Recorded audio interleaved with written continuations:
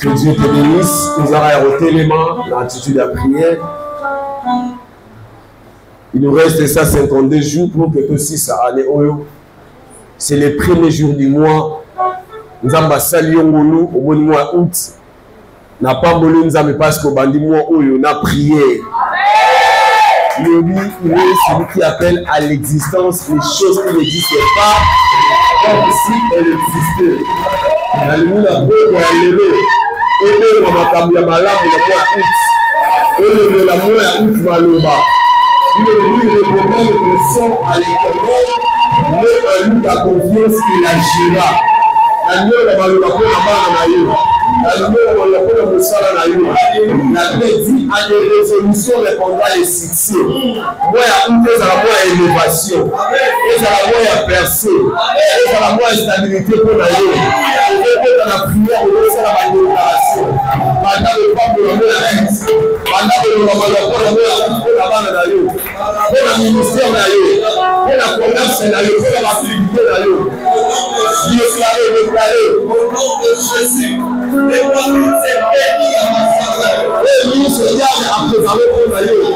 Cela n'arrivera pas. Nous serons la guerre de préparer pour la main. Cela n'arrivera pas. Nous avons ça et le livre de Dieu du niveau de pas. À ça la main Namwe ya sika, masala des choses du réveil. Namwe ya sika, masala quelque chose de nouveau. Dans la famille, que le Seigneur éloigne la maladie, que le Seigneur éloigne les difficultés, de la souffrance. De la même manière, le lien et le fidèle sont séparés. De la même manière, le lien et le fidèle sont séparés. Que le Seigneur te sépare. Il va séparer la maladie et le rejet de la juillet. Il va débarrasser la première blessure de rejet qui est. Il va déclarer. Il va séparer ça échec. Vous êtes pas de là, vous êtes déclaré.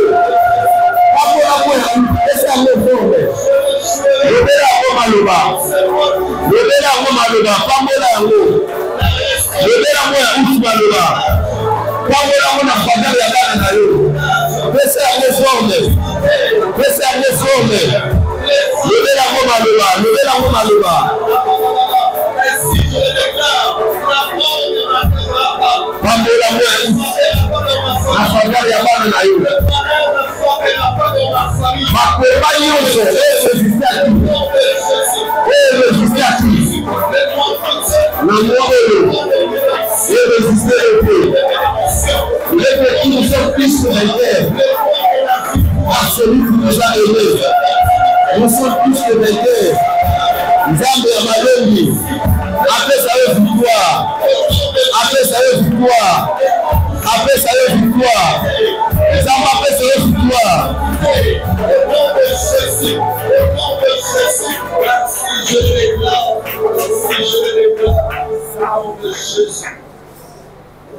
Dans Romains chapitre 8, Bible là sur les 4 types prophétiques. Le premier qui nous dit, qui sera contre, si Dieu est pour nous, qui sera contre nous.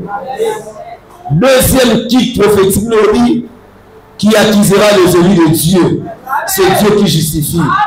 Troisième type prophétique, qui les condamnera. Et quatrième type nous dit, qui nous séparera de l'amour de Christ.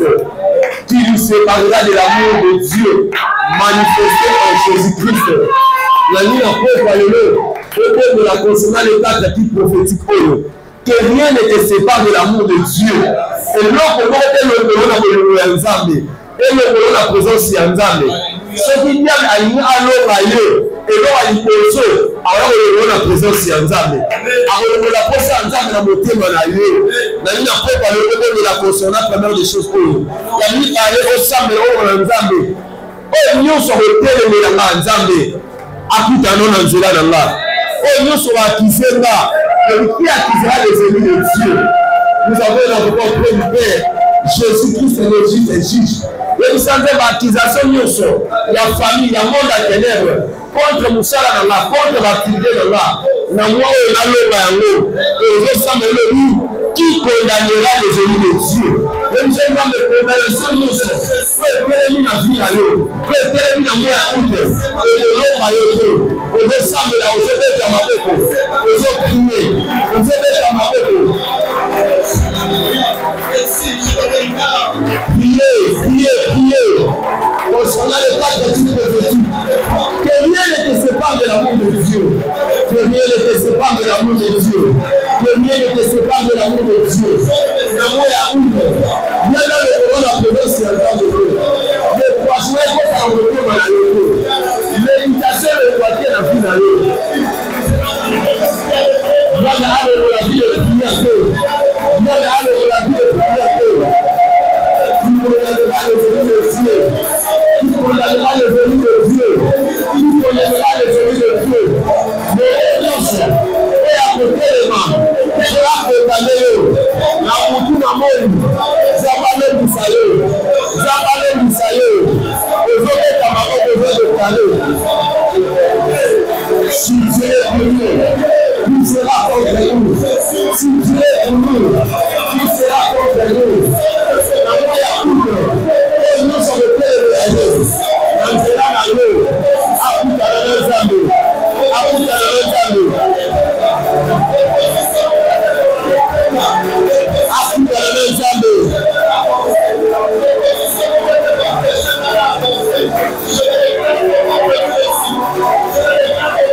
Que Dieu ne te sépare de l'amour de Dieu. Que Dieu ne te sépare de l'amour de Dieu. Qui te gardera le béni de Dieu. Qui te gardera. Qui le condamnera. La Bible dit qui c'est mort. Dieu Christ il est ressuscité. Qui condamnera. Mais ça peut pas jouer la victoire. Jésus est mort. Qui te donner la victoire. Ça m'appelle ça la victoire. L'amour est à coupe. Le Dieu te donne la victoire. Le Dieu te donne la victoire. Le Dieu te donne la victoire. Le Dieu te donne la victoire. Le Dieu te donne la victoire. Je vais prier.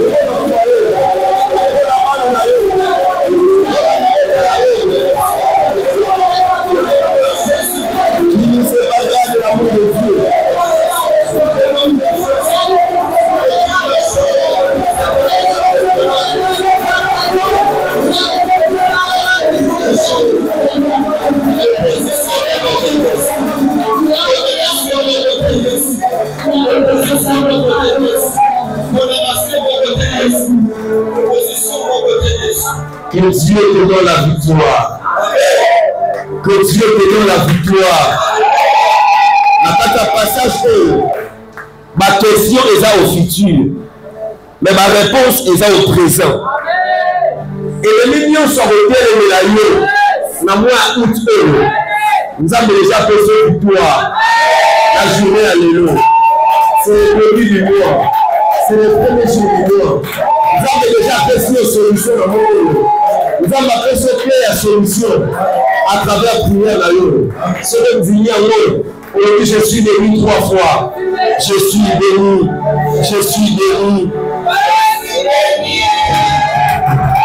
Je vais dire ici dans Zaïre.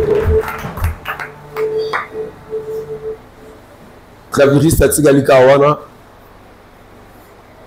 Comme conseil, dans le Pessayo, le premier jour, il y a moi. Retenez ce que je vais dire. Et sur la yo, où l'on aura des erreurs, il y a Miki. Lorsque vous arrêtez de courir après les mauvaises choses, vous donnez aux bonnes choses une chance de vous rattraper. Babandeli. Lorsque vous arrêtez de courir après les mauvaises choses, vous donnez aux bonnes choses une chance de vous rattraper. Au milieu, ce monde qui a distraction pour nous. Au milieu, ce monde qui a comme péché pour nous, il a obstacle. Dans le mois d'août, lorsque vous arrêtez, au milieu, sur Yamabé, vous pouvez si chance dans ma malamu et rattraper. Vous pouvez si chance dans la bénédiction et rattraper. Vous pouvez si chance dans la victoire et rattraper. Ceux qui ont arrêté de courir dans les mensonges, dans les unions sont conscients de les interpeller. Ils ont dit que mon élève ça là, ils ont mabé. Ceux qui ont arrêté dans l'eau, on peut s'assurer chance ma malam. Aux oies quitté dans les 7 mois passés, la rassurer dans 152 jours éthiquement, dans le mois août, et vous rattraper vie na yo. Et vous rattraper vie na yo.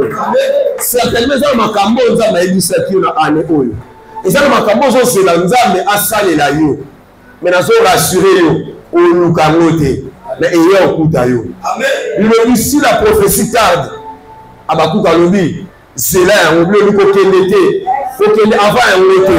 Kokende luka ya wote. Mais c'est là ya wote. On c'est là comment?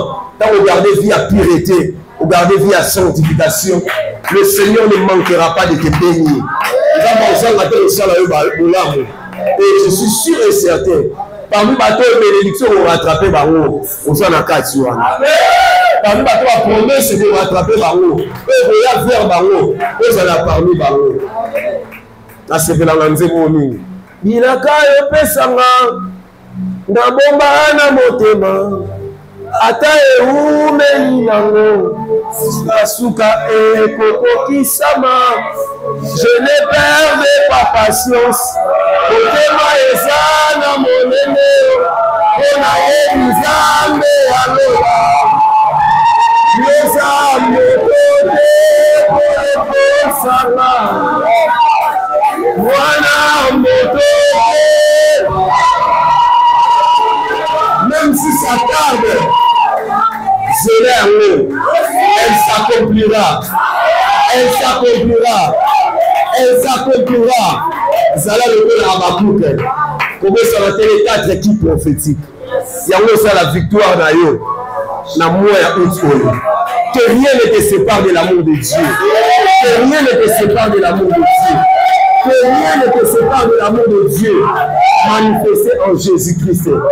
Attends en juillet, nous allons la présence en Dieu. Attends la difficulté, nous allons toujours la présence en Dieu. Attends transport les attentes dans le dans ma boulot. Nous allons toujours présent dans la présence de Dieu. Je voudrais dire à quelqu'un ce soir, n'ayez pas l'habitude d'être trop présent dans la présence des hommes. Sois de temps en temps absent dans la présence des hommes, mais présent dans la présence de Dieu. C'est alors que le Seigneur te bénira. C'est alors que le Seigneur te bénira. Le temps me fait défaut. Exode chapitre 35, verset 30 à 35. Le désert, Bethléem et la grandeur. Le désert, Bethléem et la grandeur. Le désert, virgule, Bethléem et la grandeur. Exode chapitre 35, verset 30 à 35. Exode chapitre 35 et 30e verset, j'ai lu la parole au nom du Seigneur. Amen. Moïse dit aux enfants d'Israël, sachez que l'Éternel a choisi Bethléem, fils d'Uri, fils de Hur, de la tribu de Juda. Il a rempli de l'esprit de Dieu, de sagesse, d'intelligence et de savoir pour toutes sortes d'ouvrages. Merci de interpréter. Pendant que nous avons besoin de Makamboyo, na kati ya désert. à l'Obi-Boé. Moïse dit aux enfants d'Israël, sachez que l'Éternel a choisi Béthalel, fils d'Uri, fils de Hur, mon Hur, la tribu Yajida. Ce que j'aime, le lobby, il a rempli de l'esprit de Dieu. La première des choses, attendissier na molimo ya Nzambe. La deuxième des choses, de sagesse, yaboania, d'intelligence et de savoir pour toutes sortes d'ouvrages. Il y a aussi la misala nyoso. Ah, mais toi dans le désert, maye na ba pesi pour c'est la wapi. Pour exercer en wapi parce que ils en a exode. Verset 32. Il a rendu capable de faire des inventions et travailler l'or, l'argent et les reins. Apesi makoki. Il y a aussi l'invention, il y a travailler or, il y a aussi l'argent, il y a aussi la erreur. Et de graver les pierres enchâssées, de travailler les bois et d'exécuter toutes sortes d'ouvrages d'art. Il lui a accordé aussi les dons d'enseigner, de même qu'à Oholiab, fils d'Aïsamak, et de la tribu de Dan. Apesiye l'ikaboana, il y a qu'à transmettre, c'est-à-dire il y a qu'à enseigner, à retransmettre. Pour transmettre un web dans 2 heures. Apesiye un peu de même dans Oholiab, fils d'Aïsamak, la tribu d'Adon. Continue 35.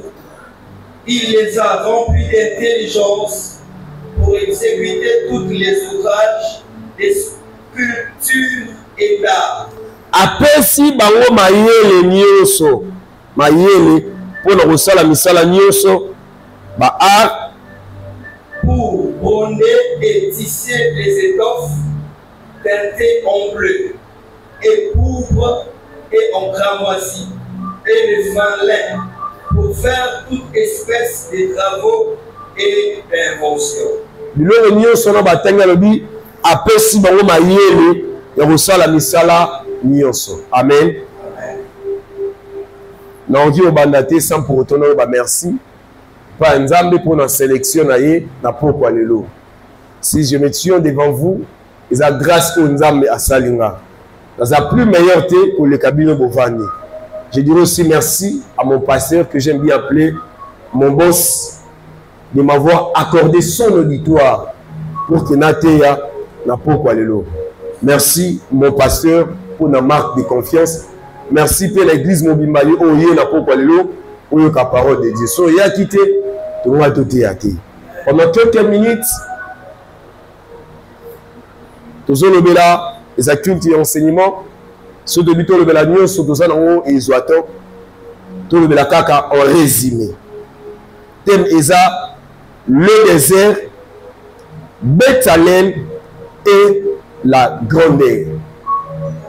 La première des choses, désert, le thème Nabiso. Pourquoi tu employer désert dans thème Nabiso? Simplement, texte au de Tangi, Israël a se retrouvé dans le désert. Dans le désert, il sera difficile pour quelque chose et croître. Difficulté, c'est la croissance. Difficulté, c'est la bonne croissance. Quel que soit le colonna, quel que soit le sala, ils ont la passe. Alléluia. Et Israël a se retrouvé dans le désert. Tant qu'on va la désert, même la Bible, et ça la allusion à la souffrance. Même Jésus, le grand esprit, dans le Nouveau Testament, peut parler de la désert. Jésus pas qui dans l'habitude, donc il est dans le désert. Vous voyez quelque part, pendant qu'il faisait encore très sombre, Jésus alla quelque part dans un lieu désert où il pria. Jésus a l'habitude donc il est dans le désert. même na Gethsemane so ba no tango mona Jésus anoza ba disciple et moko même bango na désert tango ba le ensemble à désert même la Bible et ça la allusion il y a lieu moko il y a souffrance et croissance exacte et rien ne marche et arrivera plus sur mon répète le baraton en habitude dans le bas Nicolas nous traverser des airs je montre quelque chose nous avons traversé des heures dans la finance nous avons traversé des heures dans le Moussala, dans le commerce nous avons commis dans vie on a abandonné nous avons dit matin à qui Moussala nous avons dit Toro à qui Goteka abandonné depuis janvier titre aussi 6 juillet à salut bilan la vie et le comme côté marché. C'est-à-dire cet homme a eu le Canada. Également aussi, nous avons mis un peuple à Israël, dans la carte à Égypte. Ici, quand on a dit bien, on doit vivre malade. À l'attaque du baron, à Yébissa Bango, on a dit que le Canada désert, après avoir traversé la mer Rouge, le Canada a souffrance. On a beaucoup dans la scorpion, beaucoup dans la serpent. Nous avons bâti dans la banque. Nous avons pas le bâtiment, nous avons dit que nous avons pour que bon la main, il faut Moïse Abeka. La libanga maïlima. Nous avons bâti dans la banque. Israël a constaté, chemin falloir ça là quelques jours. Mais Israël a sali 40 ans dans le désert. Et là, ça nous tourne à peut-être qu'ils ont traversé des airs. Le message est un peu c'est un message d'encouragement. Naïe pour stimuler foi à maman moko. Naïe pour augmenter foi à papa mon. Quel que soit désert, quel que soit Béthalel, à on est dans le désert. Mais dans le désert, grandeur est alliée. Il y a des gens qui vont pas terminer dans le désert. Mais né au désert, quel que soit tu es né au désert, mais tu es destiné à la gloire. Nous avons même été pour attirer dans le désert. Mais nous avons fait traverser le désert. Désert pour nous aux gens à Ilamba. Et symboliser aux gens à Tamusumusala. Aux gens à Libala. On comprend pourquoi dans le but, le désert, Béthalel et la grandeur. Même Jésus, dans la trône a tiré gloire le diable a transporté dans un lieu désert. Après ça, que je n'ai 40 jours et 40 nuits. Ils ont dit épreuve pour naïe. Désert est symbolisé comme épreuve. Désert est symbolisé souffrance. J'aimerais dire à quelqu'un ce soir. La souffrance est une école. Celui qui n'a pas encore souffert dans sa vie est un débutant dans la vie. Souffrance, ce sont les canaux, nous avons préparé. La carte à souffrance, la carte à désert. Pour découvrir quelque chose, je pas Béthalel. La carte à Égypte, va découvrir un côté. Quel que soit des heures où je traverser, quel que soit ma cabane de traverser la vie, nous avons formé le caca. Nous avons ma potentialité, nous avons ma talent, nous avons préparé pour que l'eau puisse s'éclater. Il y a beaucoup de s'inquiéter à la queue. Après, on a eu le contrat ici. Après, on a eu le bal ici. Après, on a eu ma camion se battait au bout de la malade, nous avons sauté. Parce que nous sommes dit, si on souffre parce que mes parents n'ont pas, on dit parce qu'on dit, si mes parents n'ont pas en vie, est-ce que les gens sont venus pour un boulevard? Ils sont orphelins ou vivre vraiment là. Pour les Camerounais, ils ont des parents. Mais il a assuré que nous avons pas l'eau. Il est le père des orphelins. Il est le père des orphelins. Alors il est avantageux que je m'en aille. Celui qui n'a qualité, nous sommes aya, exact. Même si on a abandonné, même si on a délaissé, maintenant rassuré dans pourquoi l'eau, tu n'es pas seul. Tu n'es pas seul. N'a pas qu'à désert, c'est que j'aime. on appelle l'esprit de l'intelligence. Betzalel azalaki na esprit. Mais l'esprit azalaki na été. Tu comprends qu'est-ce que tu traverses. Amial, peut-être traverser des airs. Vous avez un espace à monnaie. Tu connais nous des airs. Na kata des airs, on a grandeur les amis. Na le na kata des airs, grandeur les amis.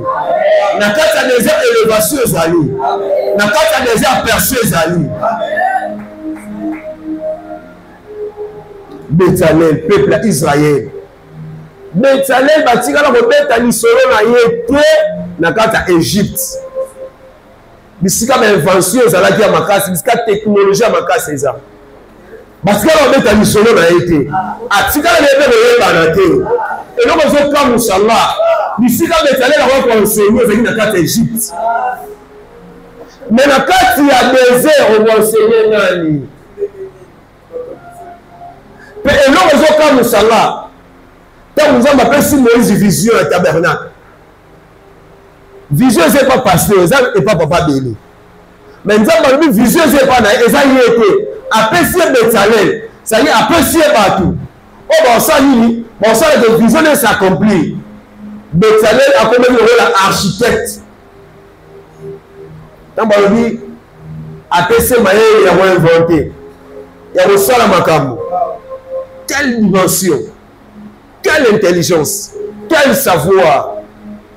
Et ça montre que dans le désert, il y a des choses qui cachent en toi. Dans la souffrance, il y a un roi qui sommeille en toi. Dans la souffrance, il y a un PDG qui est dans la yo. Dans la souffrance, il y a un ministre qui est dans la yo. Et il y a le découvert. Le salaire a mis ma guité. Betzalel a mis et bâti. Tant on a verset 30, on comprend. Moïse dit aux enfants d'Israël, sachez que l'Éternel a choisi Betzalel.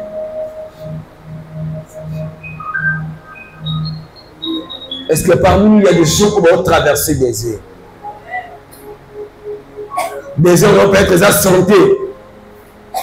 Depuis ton côté année, ordonnance est limite. Produit est limite. Des gens peut-être ça. Ils ont dérangé la yomoko. Ah, bah, nous avons une saison dans Bango, bah, so bala. Bah, nous avons une saison dans Bango, bah, on a mis ça là. Parce que c'est un engagement. Na yomoko dérangé, peut-être ça des heures pour nous. Des heures pour nous, peut-être ça qu'on s'en d'appui. Est-ce qu'il y a pas de l'eau dans le Moutoumoko? Est-ce qu'il y a pas de l'eau dans le Moutoumoko? Ils ont des heures pour nous. Pour ceux qui écrivent, notons les 6 informations sur Betzalel. J'ai parlé du désert, maintenant Betzalel. Je dis bien Betzalel et la grandeur. Les 6 informations sur Betzalel. Parce que le nom, il y a Betzalel, les a cités. Or, on n'a pas parlé de nom. Betzalel a fait sur la sauté. Nous avons dit dans l'église, Amial a assisté à Betzalel Babima. Nous avons assisté à Betzalel Moko. Nous avons dit que Betzalel nous avons assisté. Maintenant, nous avons dit, Moïse dit aux enfants d'Israël, sachez que l'Éternel a choisi Betzalel. Je ne sais pas, Israël n'a pas quoi aller là. L'Éternel a choisi. La première information sur Betzalel, en lisant Exode chapitre 35, verset 30 à 35, son nom veut simplement dire à l'ombre. À l'ombre. À l'ombre. Ou soit sous la protection de Dieu. Sous la protection divine. Betzalel a se retrouvé dans le désert. Mais bien le dit, la protection de Dieu est ce qui est colonaïe. Par là, on a réalisé Ce qu'on doit réussir, on a 4 désert. Tu veux aller de l'avant. Il faut ombre du Tout-Puissant à l'Ikonayo. Parole membre dans l'Ancien Testament. Mais 7 siècles après, il y a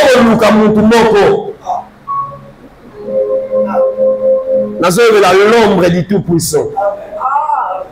Celui qui demeure sous l'abri du Très-Haut repose à l'ombre du Tout-Puissant. Celui qui demeure sous l'abri du Très-Haut repose à l'ombre du Tout-Puissant. Parole est bénie. Une vierge concevra. Une vierge. Esaïe. Yo mamni no loba. Esaïe. Obani Gimbogité a précisé, a suivi à Onaté. Elle enfantera un fils, on lui donnera le nom de Emmanuel. Ah, mais tout le monde peut réfléchir. C'est que la libération à l'obinae et similité. Deuxième, troisième, c'est que Moses en 100 ans, après 700 ans, parole ouane fait s'accomplir. Et quand on a vierge moko, dans le livre à Matthieu, na kombo ya Marie, ange abimé lui, à l'obinae. Zen au rejoint. Et aussi la lion beauté. Mais l'homme du Tout-Puissant te couvrira. Au traverser des airs. Mais le problème est que l'ombre c'est alors que tu réussiras. Mais tu allais venir seulement à l'ombre. Sous la protection divine. Au traverser des airs. Nous avons ombre et nous avons Luka ombre nzambe za likolo na yo. Maria a discuté ko na ndenge nini. E ko sala mandenge nini. Ngako na yebi mwasi na yebi mobalité. Pendant que 2 organes contractuels salamité.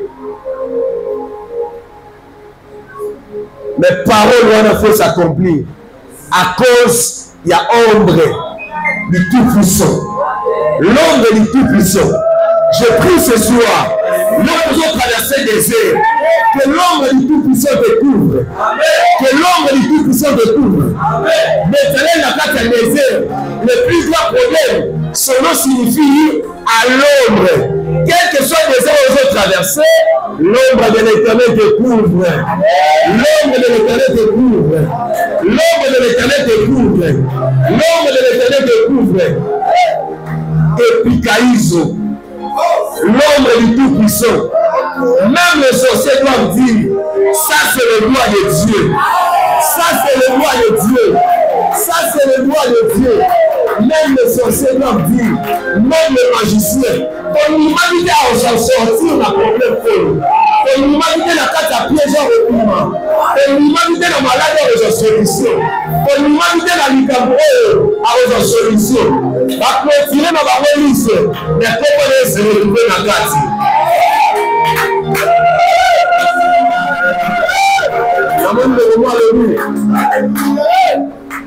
À quel ministre?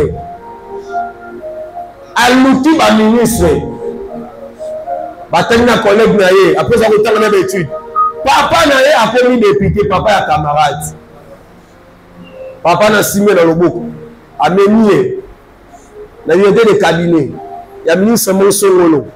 Tant la communion na botsa kongo naé. Allez na sele ba démarche. A menier na secrétariat général pour que makambo soit bima. Bazobo ezo simbati. Asali ba démarche moi lukinzamba ake pas pasteur ake pas papa beli asambeli pasteur ayebise yaka na ba dossier na yo ba sambeli pona ngo parmi 8000 personnes au bazalaki ne kono témoigner pas na lobi kombo na ngeza ils ont retrouvé na carte kuna batu nyusu bazoka moi na ndima vite même député melinga to tamboli na yesimiki donc ne pas ministre yemoko atili ne pas directeur de cabinet na ye et syndiqué peut-être le secrétariat général est syndiqué Mais quand mon papa derrière le milliard quand on a dossier, parmi 8000 personnes, vas-y 3600. Parce que la sélection a dit de retrier encore, de traîner 3600. Combien va se retrouver? M'a dit de retrier encore 1600. Et vous nous l'ombre du Tout-Puissant te couvrira. On va faire la démarche, la télé n'a pas mort. La dépenser à 500, à millions, ça n'a pas tenu. L'ombre du Tout-Puissant. À l'ombre du Tout-Puissant. La Vierge s'est retrouvée enceinte. Et non, mais cela s'est retrouvée enceinte. C'est parce que l'ombre de l'Éternel était sur lui. L'ensemble n'a pas quoi le nom. L'ensemble n'a pas quoi le nom. Que l'ombre du Tout-Puissant est ouvert. Marie a regardé à la manière des hommes. Dans le Lengabat. Mais à la manière de Dieu. Où est sa couleur ni? Et sa couleur ni? Et sa couleur ni?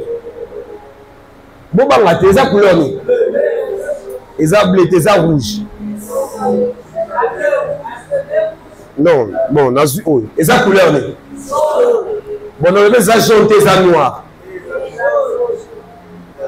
Et ça noir. N'a pas de lobby. N'a pas de lobby. Madame n'a pas de avec les yeux physiques et ça jaune. Mais nous avons vu malgré qu'on va se montrer jaune, mais ça jaune et ça noir. Avec les yeux de l'esprit. C'est ça l'ombre du Tout-Puissant. À la manière de Dieu, pas à la manière des hommes. Marie aime les amis du Coran. Ah, l'assemblée de moi, il y a une forme de tout. C'est plus que l'ombre du Tout-Puissant à l'Icoran. Marie a regardé à la manière des hommes.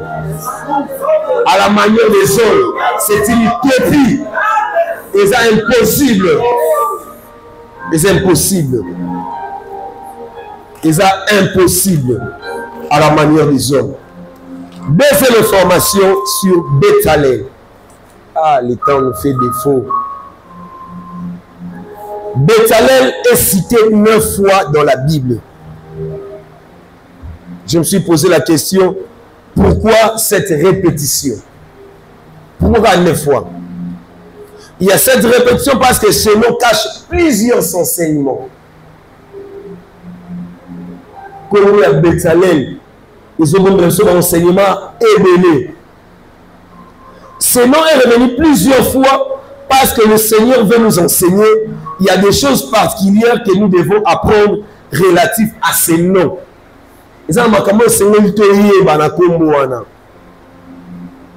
Troisième information, je passe. La troisième information, en lisant ces textes, nous pouvons comprendre que Béthalel ne s'improvise pas. Il est le choix de Dieu. Il ne se proclame pas. C'est Moïse qui le présente. C'est Moïse qui l'introduit. Il y a ce que proclamer. Nathalie, place mon boy. Nathalie, moi, on va bien révérend. Ya. Son il aura papa bien dans les églises, la biso biloko na biso à s'auto-proclamer. Na bandil pour na bandil comment. Nous pouvons comprendre que Béthalel ne s'improvise pas. Il est le choix de Dieu. Il ne se proclame pas. C'est Moïse qui le présente. Il est le choix de Dieu. C'est Moïse qui l'introduit. Dans verset 30, Moïse dit aux enfants d'Israël, sachez que l'Éternel a choisi Béthalel à s'autoproclamer. Moi, je suis un homme de Dieu. Jamais. On soit s'autoproclamer. Il y a des évêques. Azuma si évêque de thèse. Azubana, évêque de thèse. Donc, à s'autoproclamer, il y a des évêques. Mais dans le texte, jamais. Jamais. Va introduire. Au moment où ceux qui nous ont introduire, on s'en a béni. Ce n'est pas en fait que le pasteur a dit à ça l'ordonnance à signer. c'est plus qu'ordonnance présidentielle. On a un conseil divin. À partir de l'homme où toi comme c'est ça à introduire. Même le monde a ténèbres est bio. Même le ciel est bio. Nous sommes dans un pays d'ailleurs malin.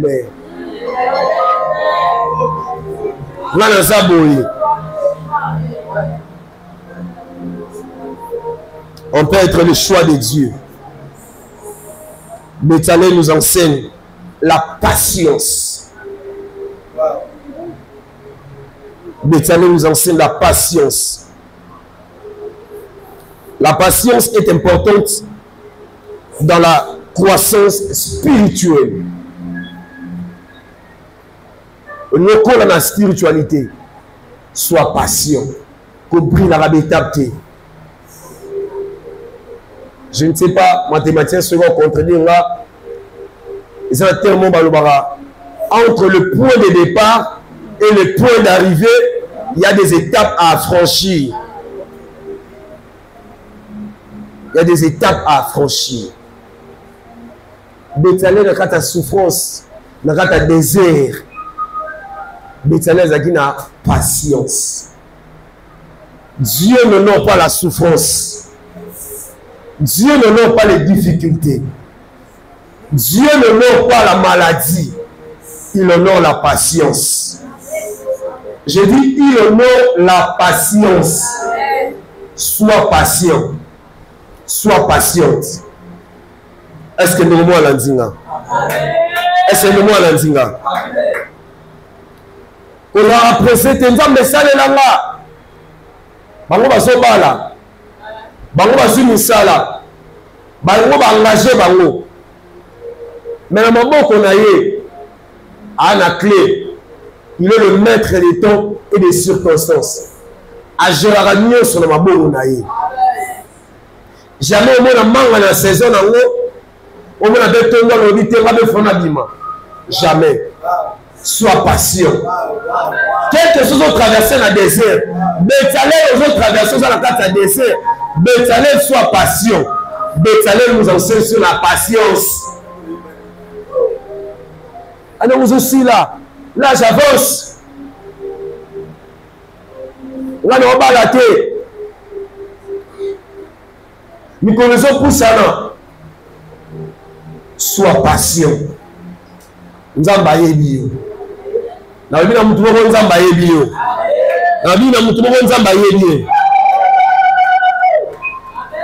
Généralement, lorsque nous traversons les déserts, nous ne voulons pas la patience de Béthalel. Ah, Nzambe, il y a voisin commis.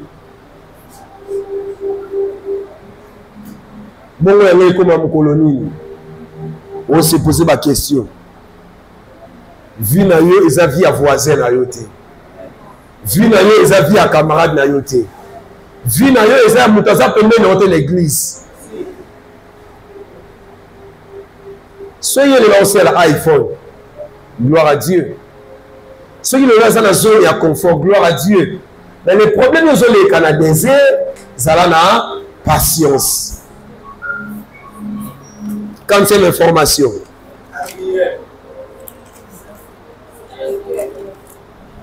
Quantième.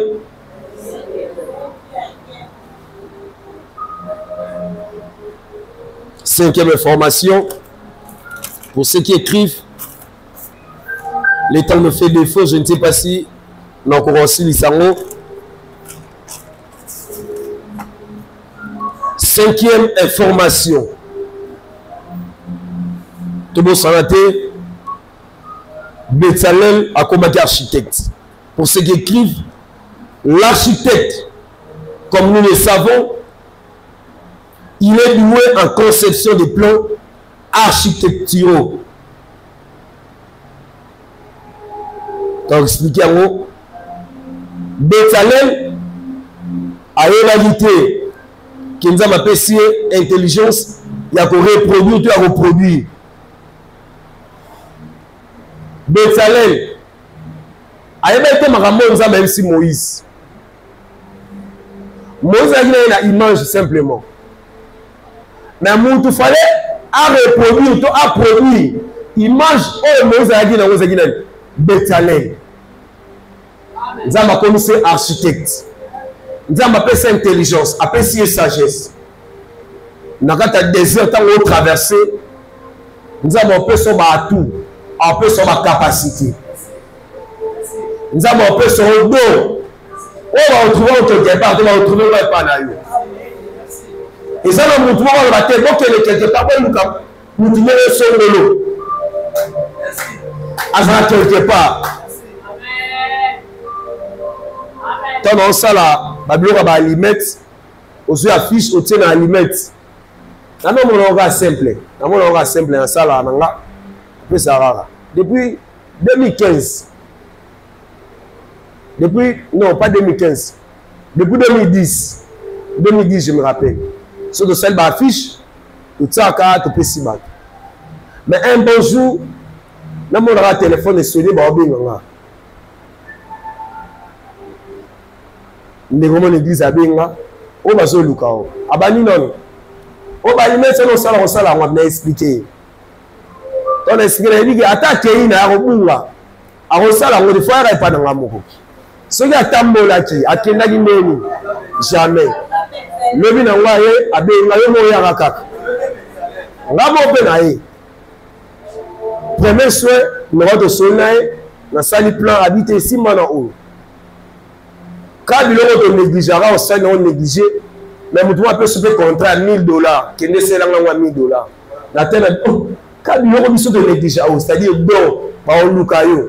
Là, c'est l'eau, on est, c'est le trouver même quand on est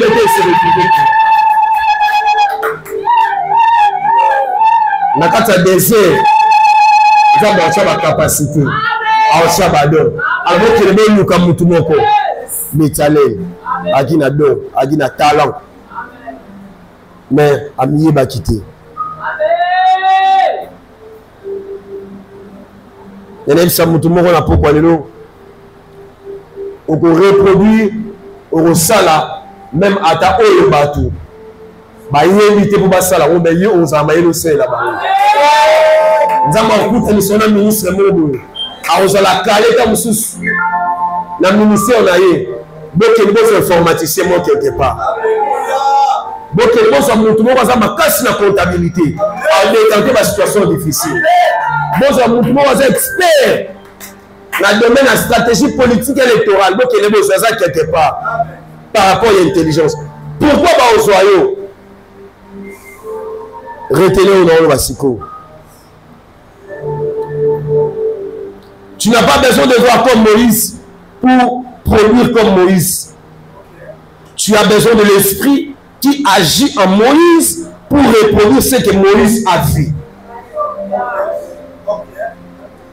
On a besoin au monde le roi Moïse. Mais on a besoin d'esprit où il y a 4 Moïse et la Kisaki pour que yo osala makambo Moïse a monaki. Est-ce que vous comprenez là? Kasina bandeli. On a besoin ya oh nzamba la d'ici papa bénité.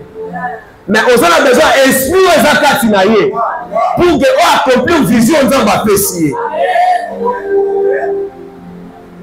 Soki nanu ka neto le balwa slogan amour mais toi batali comportement na yo soki amour ezate c'est que esprit wana vraiment na ezate. Pour le nom musigade ozananu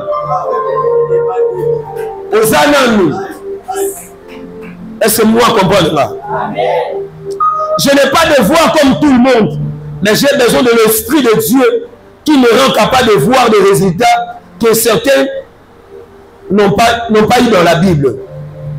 Nous avons besoin de nos endroits Moutounioso. Pour nous avoir des résultats, mais nous avons besoin Moutounioso va travailler dans la Bible. Pour nous avoir des résultats, le roi Bango, il faut esprit wana aux na Bango, eux à la P4 là. Nous avons besoin d'un résultat le roi Anne. C'est simple. Je n'ai pas besoin de voir comme Anne, mais j'ai besoin de l'esprit de Dieu qui était dans la vie de Anne pour rendre les choses possibles dans ma vie. Nous avons besoin de l'esprit de à 4 Anne pour rendre ma caméra possible dans ma vie. Est-ce que nous moi l'andinga? Je n'ai pas besoin de faire comme Élie.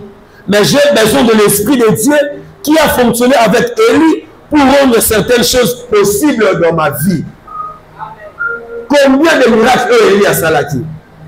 On a besoin de ça dans le côté. Mais tu as besoin de l'Esprit et un moment qui Élie pour que ça soit capable de la vie.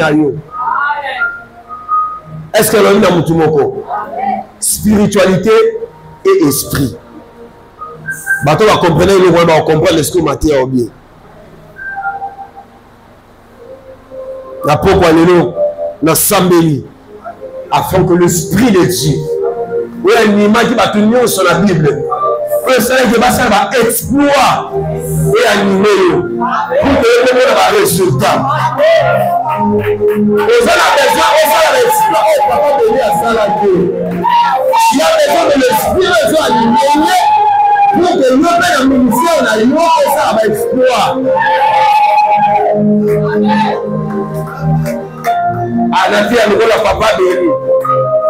Là, il a témoigné. Dans un mot, dans un mesure, on était comme tout là. Natia a repris le moussala en Zambie. Dans tout ce que moi je gagne, investir dans l'œuvre de Dieu. Tu as besoin de l'esprit que tu as animé. Tu es petit catinayo. Et pour agir de la serviteur. Tu as besoin de l'esprit de Dieu ce soir. Je prie ce soir, sous l'onction de nos pères spirituels, que l'esprit de Dieu est animé. Que l'esprit de Dieu est animé. Que l'esprit de Dieu est animé. On sort dans le monde, on est en vie à bas. Bateau va s'en aller dans la Bible. Esprit animé qui va haut et animé le pied. On sort à travers ceux qui esprit en Zambie. Ils ont cassé dans l'eau. Mais tu as le oui. Azaki dit dans verset 31. Les vieux enfants d'Israël, sachez que l'Éternel a choisi Béthalel, fils d'Iri, fils de Ir, de la tribu de Juda. Il a rempli de l'esprit de Dieu. Il a rempli de l'esprit de Dieu, de sagesse, d'intelligence et de savoir faire toutes sortes d'ouvrages. Ouais, c'est impossible dans la vie, c'est comme impossible. Ce qui me dit mon Dieu, mes amis, et le père, ça va mailler. Et le père, ça va sagesse. Et pour attirer certaines choses dans ta vie. Va maintenant conclure.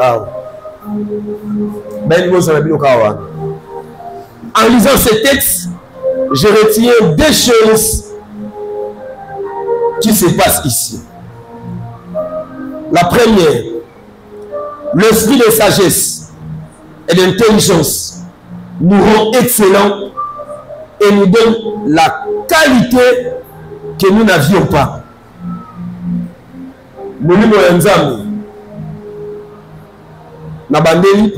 Comment l'esprit de la sagesse et de l'intelligence nous rend excellents et nous donne la qualité que nous n'avions pas.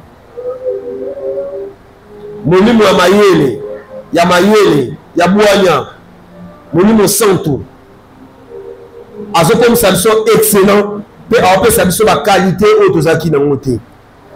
Si l'esprit de l'Éternel est sur nous, nous devenons sages, nous devenons intelligents. Le temps nous fait défaut, quand il aime rapidement 1 Roi chapitre 3 verset 9. 1 Roi chapitre 3 verset 9. Les rois d'Israël, les rois de Juda et les rois d'Édom partirent et après une marche de 7 jours, ils manquèrent d'eau pour l'armée et pour le mettre. 1 Roi. Prenez 1 Roi 4, verset 34. Délégué Rivière Proverbe, chapitre 24. 1 Roi chapitre 4, verset 34. Il est écrit, il venait des gens de tout le peuple pour entendre la sagesse de Salomon de la part de tout le roi de la terre qui avait entendu parler de sagesse. Pardon? Il venait des gens de tout le peuple pour entendre la sagesse. Continuez. Entendre la sagesse de Salomon de la part de tout le roi de la terre qui avait entendu parler de sa sagesse. Proverbe 24, verset 3. Proverbe 24, le 3e verset, il est écrit, c'est par la sagesse qu'une maison s'élève et par l'intelligence qu'elle s'affermit. Proverbe 3, verset 13. Heureux l'homme qui a trouvé la sagesse et l'homme qui possède l'intelligence. Tous ces versets, à l'isole, dans les apôtres, c'est lorsque tu as l'esprit de Dieu. Mais distinguer, il y a tout ça besoin. La deuxième des choses, Dieu sait que la tâche est grande et nous remplissons de l'esprit de sagesse et de l'intelligence. Au moins, une tâche, on a appelé sur et le team on appelle ça intelligence et sagesse. Conclusion. Dans le désert, c'est alors que Béthalel a connu la grandeur, l'élévation. Dans le désert, son nom est entré dans l'histoire. C'est dans le désert que son nom est entré dans l'histoire. Dans ce qui a appris à conclure, on a déclaré le courant final. Désert aux autres traversés, nous avons appris ça comme dans l'histoire. Nous avons appris ça comme dans l'histoire. Le désert, Béthalel et la grandeur. C'est dans le désert que son nom est entré dans l'histoire. Nous avons l'introduction, c'est la finalité. Nous avons préparé pour apprendre dans l'histoire. Nous avons appris à la